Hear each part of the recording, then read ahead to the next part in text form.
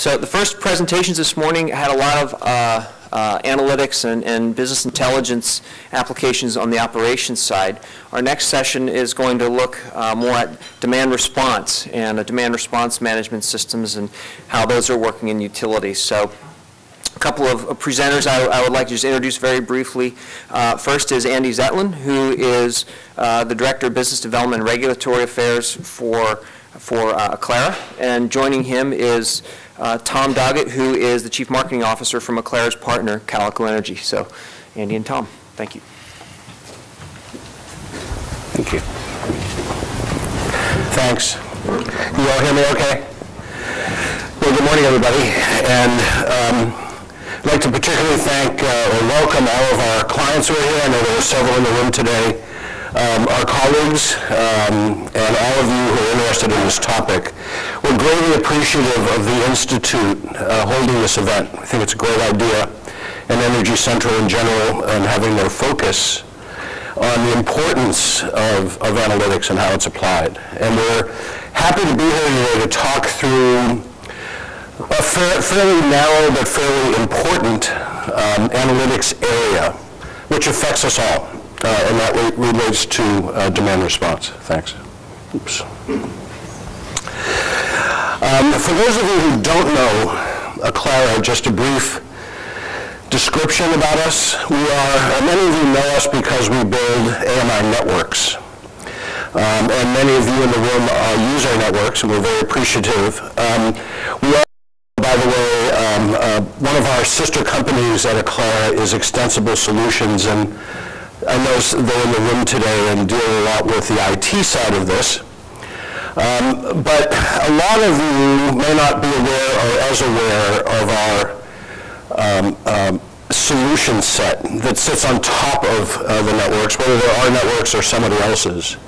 And they basically follow in two threads. One is in support of utility operations. And for that we have a wide variety of applications that range from keeping track of the meter assets themselves, to meter data management, to loss analysis, load forecasting, load projections, and a variety of analytics engines that sit on top of that data. But in addition to that grouping of applications that is used by people in utilities, we also have a group of applications for your consumers. The largest is our consumer engagement portal, which many of the utilities in the room use and many in the United States use. It reaches a potential of over 50 million consumers in the United States, although, as we all know, not every consumer likes to engage their utilities. But we do feel that the portal is probably the industry leader on the web. We also produce paper reports, and of course, we are now presenting the data and other capabilities on mobile devices, from iPhones and Android phones to the relevant pad technologies that go with that. So a little bit of background about Aclara. We face, and you all face, what I consider a renewed emphasis on demand response. Demand response has been with us 30 years, probably 30 years. From a technology point of view, we've been putting in networks and switches to turn things off and on, whether they be water heaters, pool pumps, air conditioners, or other devices. And we've used different technologies over that period of time. And we've reached a point where the industry at large has roughly, I think, in the 6% range of its demand under direct control for when they need it, mostly at peak times. But times have changed. And the renewed emphasis has been caused by anything from new green generation that is not as instantly reliable as baseload generation used to be. Additional just plain old load growth, all those pads, phones, and everything else we face, depending on where you live. And now some of that growth in demand is even mobile, so it's showing up in parking lots where charging stations might be. And there are a lot of emphasis on different levels of cost and reliability that utilities are focused on. And so there's a serious increase in the need to enlarge the focus around demand response. But it's also something that we have to understand. Many of the problems we're trying to solve with increased demand are local problems. They aren't problems that our system is going through a peak, but they're local overload problems that have to be dealt with locally. And it builds the need for smarter demand response systems. The way it used to work is this, as you can see, and utilities have made lots of investments. If you're in a large utility, you've been investing over these 30 years, you probably have many systems available to you to accomplish load control, and you may have even given some of those over to a third party to do for you. So there's a wide variety of these things.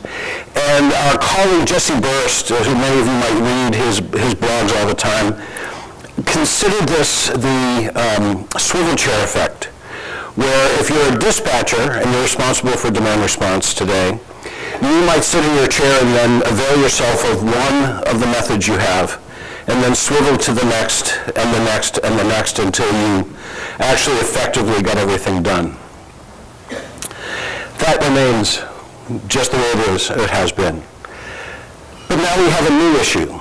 The consumer is involved.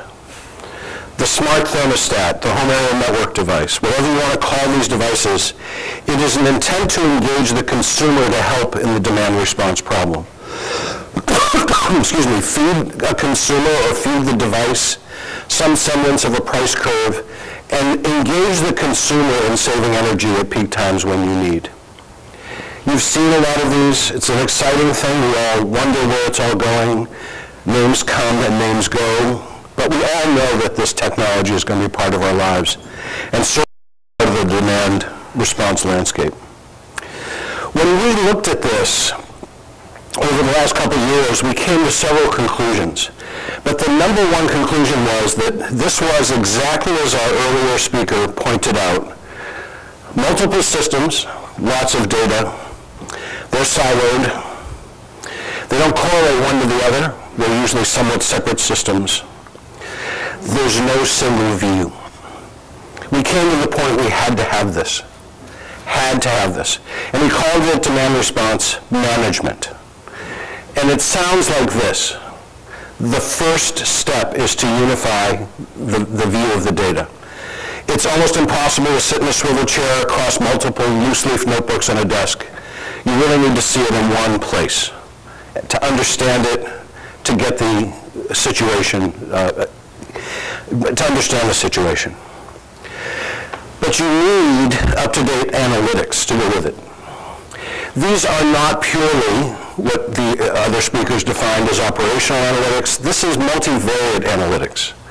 Yes, it has to do with reliability, but it also has to do with cost. It has to do with consumer engagement, consumer service. And in our future, it will have to do with carbon and other issues as well. A multivariate analysis. And you have to be able to do this to identify when to call events, how to prepare for them. You have to be able to strategize. You have to be able to take the situation and leverage your knowledge in that single view to figure out what the best approach might be and actually optimize until you have the one you want. And while you're looking at it, you have to have the ability to actually execute that demand response event, make it happen, and see what happens afterwards. And that's the assessment, which is another level of analytics to say, what did we learn? How did we do? Because no matter how well you project and analyze, you probably don't know it all. So we came to the conclusion we needed a system that could do all this to add to our portfolio for our clients, and we found Calico Energy. So I'd like to turn it over to Tom to talk a little bit more about Calico and show you the system a little bit, and take it forward from here. Thank you, Andy. So Calico was founded almost a decade ago working inside utilities, large utilities and smaller utilities. And one of the problems we kept seeing over and over, we were essentially doing custom development and integration. Great way to get started to really learn about what the kind of common day-to-day issues that utilities deal with are.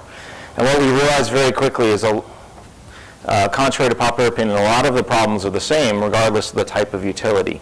And the critical thing was that utilities weren't able to gather all the right information to make the right decisions. So yes, there was a lot of data, and this was even before the advent of a lot of the AMI systems we have in place today, but there was all this information, but it was in different formats and different languages, and really the utilities we were working with were having a serious challenge making decisions based on information.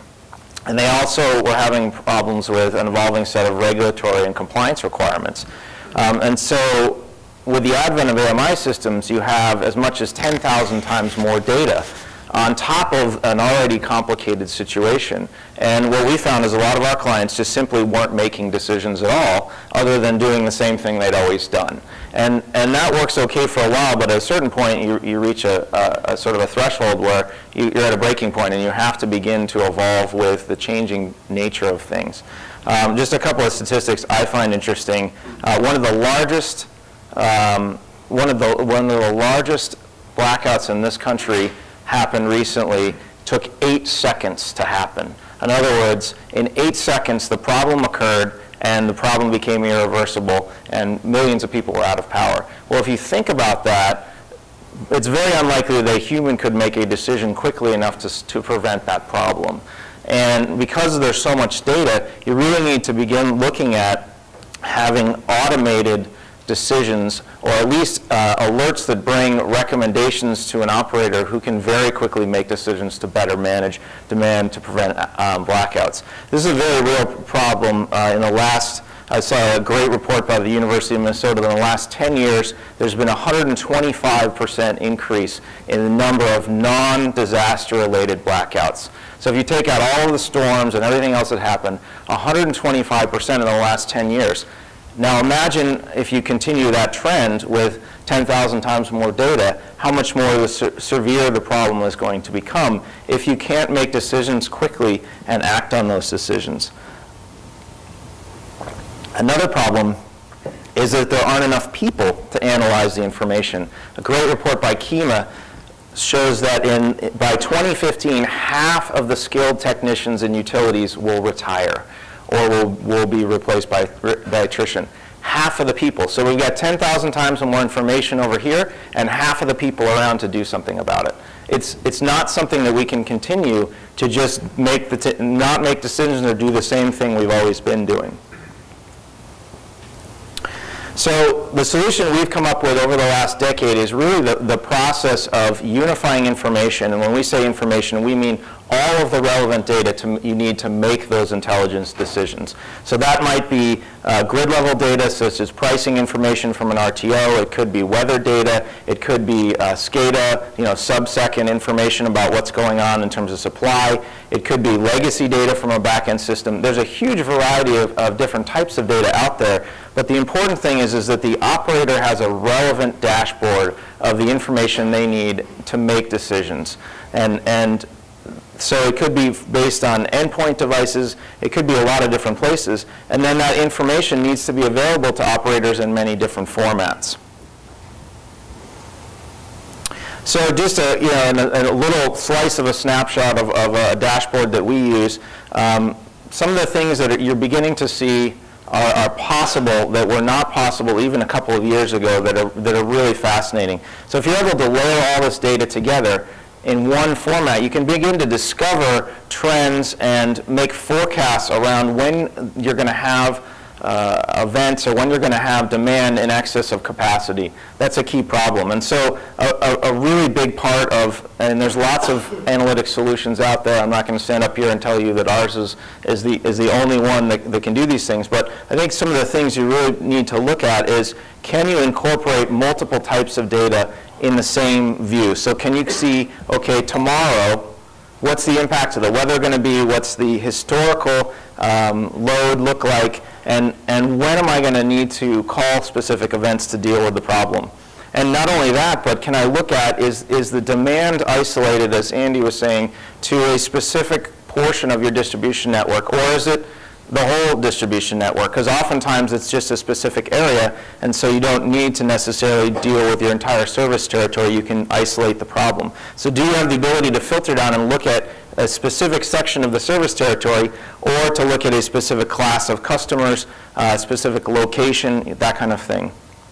And also, do you have the ability, if you have multiple programs, to really isolate what's the most effective program for me to run, not only from a load reduction perspective, but from a cost-benefit perspective? So as utilities become more sophisticated, they might have 8 or 10 or 12 different demand response, load control, load shifting programs in their portfolio, and really, instead of the old school where, load control systems, you sort of, cover your eyes and push a button and hope that you're going to achieve the level of load reduction you want, really the ability to use the tool to say, okay, what happens if I call event A, C, D, E, which is the best set for me to call to solve this problem and reduce the need to buy power from the market or to kick off peaker plants or whatever you're trying to avoid. There's a lot of different scenarios.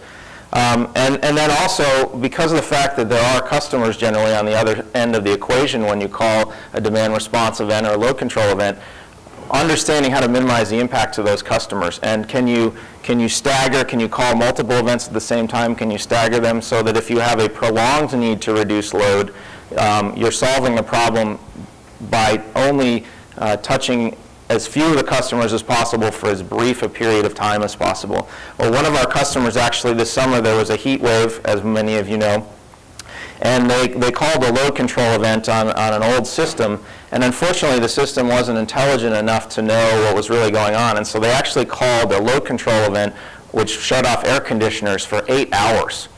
And this is problematic because on the hottest day of the year, people want their air conditioners to run, and yes, they may have at some point, which they may or may not remember, signed up for a program, but this is not an effective use of an asset or of a customer relationship. And so at the end of the day, they came back and said, well, we really need a way to look at and to have our system be able to make these decisions for us. So we can't call an event for more than 2 hours, or we can't, we have the ability to call multiple events back to back and achieve the same net goal. And the last piece is, again, coming back to the importance of automating decisions. If you have the ability to set alerts that tell you, okay, you have exceeded a certain amount, or you're forecasted to exceed a certain amount, here are the 3 programs you should call, and here's when you should do it, and here's for how long. These are the kind of decision-making assists that are super important, especially when you have half of your skilled technicians who aren't going to be in the job in the next 3 years. So you've identified, okay, I need to call an event tomorrow. It needs to be within this time frame. I need to use, I need to reduce a certain amount. But the question is, which of the programs do you need to call? An additional benefit of this unified analytics is you're able to actually look at what's the cost of each of the programs and what's the most cost effective for us to run. And also, which ones have we run in the past more recently, so that if we don't want to bother those customers, we can look at another set of programs we might have available to us. The next piece is, okay, we've decided what events we're going to run, we've decided where we're going to run them and for how long. You obviously need a simple tool to be able to create the event and call the event. And so part of our platform includes a unified control component which allows you to have predefined program templates and then call those events.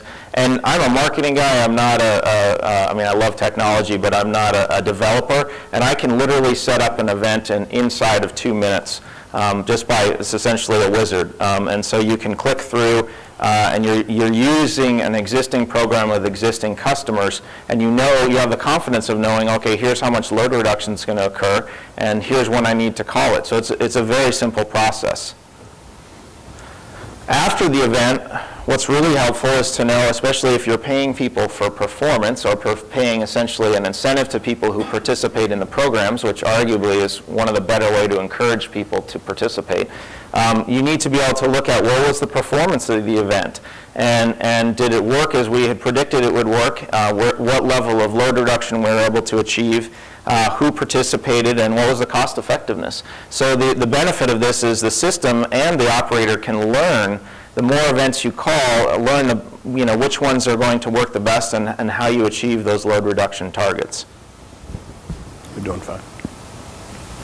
So why is this, we've talked about just at a high level the challenges the utilities are facing in terms of all this information. We had some great speeches talking about this earlier today.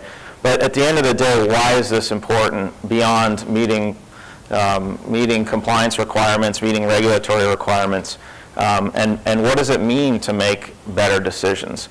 Well, first of all, it means that you can reduce costs in a lot of different ways. And I had a fascinating session with a utility up in Canada who just put in an AMI system, and they, again, were in the same sort of situation we've been talking about. They had 10,000 times more data, and all of a sudden the meter shop were getting barraged with requests from all around the utility for lots of different types of information. The finance people wanted to know, okay, are we going to hit our revenue targets for this month? How much theft do we have? The executives wanted to know what's the operational health of the utility, where are we going to run into problems and potentially have outages. Everybody was calling the meter guys and saying, hey, tell me about this information you have. And the meter folks were sort of saying, well, we've got a big database, but we don't know what to do with that information.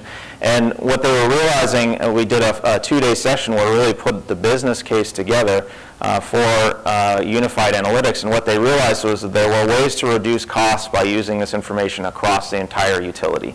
It's not just a question of reducing demand charges, it's not just a question of field crew deployments, but really what you're doing is leveraging the value of the AMI system that you've already put in place, or whatever system it is that you have in place, and looking at all the data in a completely different and unified way. The other piece is existing investments. So a lot of utilities have older load control systems. I think a key piece is you're able to continue to utilize those as part of a set of assets, and that you're not having to throw those investments away. We've talked a little bit already about the reducing customer inconvenience, but knowing, okay, for this set of customers, I've called this many events already this year. I really should probably lay off of that program and look at this program. I'm not going to know that if I have 10 different programs and I'm not necessarily the one calling events, right? I don't have that visibility today. I have, what many utilities have today is 10 different binders, and they have a binder for each program, and a different operator for each program, perhaps. So how are they going to know? The next one is really not just solving the problems with today's technology, but providing a runway or a roadmap for future technology integration. In the device world, and we're a device agnostic, we work with lots of different device providers, we've seen classic Moore's Law, a decrease in the cost of even just the base core devices by 75 or 80% in the last 2 years. And also an incredible innovation in what devices can do. You have smart thermostats that are able to actively communicate with the utility and understand when to reduce energy usage. You have all kinds of fascinating developments, and it's going to continue to evolve. So you need the ability to plug these systems in without re-architecting. And we talked a little bit about service-oriented architecture earlier today. That's where that's super important, is you don't have to spend 2 years and $2 million integrating another database of information every time a new one comes along, which they will continue to do. We talked a lot about quantification and validation already, but the key piece is that you can answer clearly which programs are making the most sense for us and which aren't. If we, say, introduce a set of thermostats to our commercial customers to help them, or to residential customers, we need to know, are those cost effective? Is that program going to achieve the desired effect that we want it to have? And then I think ultimately, a big piece beyond just demand response is understanding the performance of different assets. We have some utility customers right now who every 3 years replace all of their load control assets in the field because they figure that that's the useful life of them, and they have no way of knowing whether they're functional or not. Well, that's great, except that, you know, a lot of those devices will last a lot longer, and it's obviously very expensive to send a field crew out to replace everything on an ongoing basis, not to mention the customer inconvenience. So one example of where if you're able to actually monitor devices remotely, you know what's working and what's not working, you know who's responding, and you can incent people to respond more because you know when they're responding. And so from the, you know, one of the big goals is in the commercial space, there's a lot of load control potential, and the question is really being able to see who's responding and how much of are they contributing to a demand response event or a load control event. So just to open it up for questions, before we do that, I think a key thing to think about in terms of if you're from a utility and you're really thinking about what's I've got 40 things on my plate to do and not enough staff and not enough budget, what's the priority of doing this, I think is really a question of answering these 5 questions. So first and foremost, as an organization, what decisions are you trying to make that you need to have a single view of data to make? And what types of information do you need to be fully informed? And then the next thing is from an actionability perspective, what are you going to be able to do with that information once you have it? Is it just, oh, I know that I need to do something, but I have no control? That's obviously not the best situation. And then also, you know, because we all have stakeholders to report to, what's the business value? What is if I have to go to a regulatory commission, what's the benefit of a rate change going to be for my customers? Or how do I recoup the investment of a set of smart meters? These are real issues that we're seeing today. They're in the news all the time. But having a unified analytics and reporting capability allows you to actually model and prove what the impact is going to be to customers and to the utility, and really more fully understand the return on investment. I mean, let's face it, today most utilities that I talk to say, you know what, I know that this is the right thing to do, but I really have no idea how much it's going to save us or how much it's going to save our customers. That's a really difficult way to get things done. And I think most folks in the business would say that without the right information and the right business case, I don't have the ability to get something approved, and I don't have the confidence of knowing that I'm making the right decision. And then the last piece is, okay, as soon as this data becomes available, you're going to find that there's a lot of people who want to see it, but they might want to see it in different ways. So how do you want the information to be presented? What do the dashboards look like that are going to allow you to make the right decisions? Well done. So we'd love to open it up to any questions you might have. We have a few minutes.